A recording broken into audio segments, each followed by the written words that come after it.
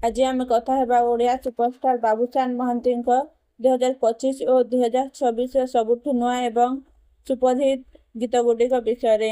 ଏହି ସବୁ ଗୀତ ଜିଓ ସାଭନ ଓ ଆପଲ୍ ମ୍ୟୁଜିକ୍ ଭଳି ପ୍ଲାଟଫର୍ମରେ ବହୁତ ଟ୍ରେଣ୍ଡିଂ ରହିଛି, ତେଣୁ ଭିଡିଓଟିକୁ ଶେଷ ପର୍ଯ୍ୟନ୍ତ ଦେଖନ୍ତୁ।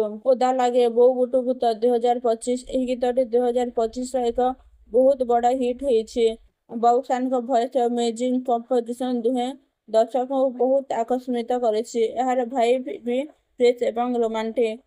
ତୁ ନୂଆ ଶାୟରି ସୁନ୍ଦରଗଡ଼ର ସଲମାନ ଖାନ ଏହି ଗୀତଟି ଏକ ସୁନ୍ଦର ରୋମାଣ୍ଟିକ୍ ଟ୍ରାକ୍। ଲିରିକ୍ସ ଏବଂ ମ୍ୟୁଜିକ୍ ଦୁହେଁ ହୃଦୟକୁ ଛୁଇଁଯାଏ।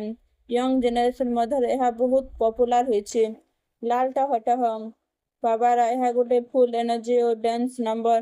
ପାର୍ଟି ଓ ଫଙ୍କସନ୍ ପାଇଁ ଏହା ପରଫେକ୍ଟ ସଙ୍ଗ। ବାବୁସାନଙ୍କ ଷ୍ଟାଇଲ୍ ଏଠାରେ ଦେଖିବାକୁ ମିଳେ। ନାଲି ଶାଢ଼ୀ ପାବାରା ବାବୁସାନ ଓ ଅନନ୍ୟା ନନ୍ଦଙ୍କ କଣ୍ଠରେ ଏହି ଗୀତଟି ବହୁତ ସୁନ୍ଦର। ମେଲୋଡି ଓ ଇମୋସନ୍ ଦୁହେଁ ବାଲାନ୍ସ ହୋଇଛି।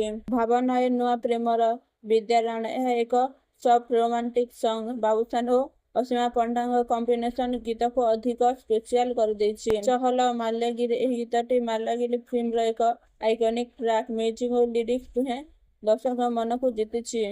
ଧୁଲିଆ ଝଣ୍ଡା ଏହା ଗୋଟେ ମାସ୍ ଏଣ୍ଟରଟେନମେଣ୍ଟ ସଙ୍ଗ। ଡ୍ୟାନ୍ସ ଲଭର ପାଇଁ ଏହା ପରଫେକ୍ଟ। ନିଛଟିଆ ମନ ଦମନ ଏହି ଗୀତଟି ଏକ ଇମୋସନାଲ ଓ ହାର୍ଟ-ଟଚିଂ ସଙ୍ଗ। ଷ୍ଟୋରି ସହ ଏହାର କନେକ୍ଟ ଗୀତକୁ ଅଧିକ ପାୱାରଫୁଲ୍ କରିଦେଇଛି। ଗୁଙ୍ଗୁଥିଲି ବୋଉ ବୁଟୁ ଭୂତ ଏହି ଗୀତଟି ମଧ୍ୟ ଅଡିଏନ୍ସ ମଧ୍ୟରେ ପପୁଲାର ହୋଇଛି। Simple but catchy music. ମେଘରୁ ତୁ ଝରିଲୁ ନା ନ୍ୟୁ ଭର୍ସନ 2026 ଓଡ଼ିଆରେ ଏହି ନ୍ୟୁ ଭର୍ସନଟି ଆସିବା ପରେ ସୋସିଆଲ ମିଡିଆରେ ଭାଇରାଲ ହୋଇଛି। ରିମିକ୍ସ ଷ୍ଟାଇଲ୍ ଯୁବପିଢ଼ିଙ୍କୁ ବହୁତ ଭଲ ଲାଗୁଛି। ସମସ୍ତ ଗୀତକୁ ଦେଖିଲେ ଏହା କହିପାରିବା ବାବୁସାନ ମହାନ୍ତି ଏବେ ମଧ୍ୟ ଓଡ଼ିଆ ମ୍ୟୁଜିକ୍ ଇଣ୍ଡଷ୍ଟ୍ରିର ଟପ୍ ଷ୍ଟାର ଅଟନ୍ତି। ତାଙ୍କର ଭଏସ୍, ଆକ୍ଟିଂ ଓ ସଙ୍ଗ ସିଲେକ୍ସନ୍ ସବୁବେଳେ ୟୁନିକ୍ ରହିଛି।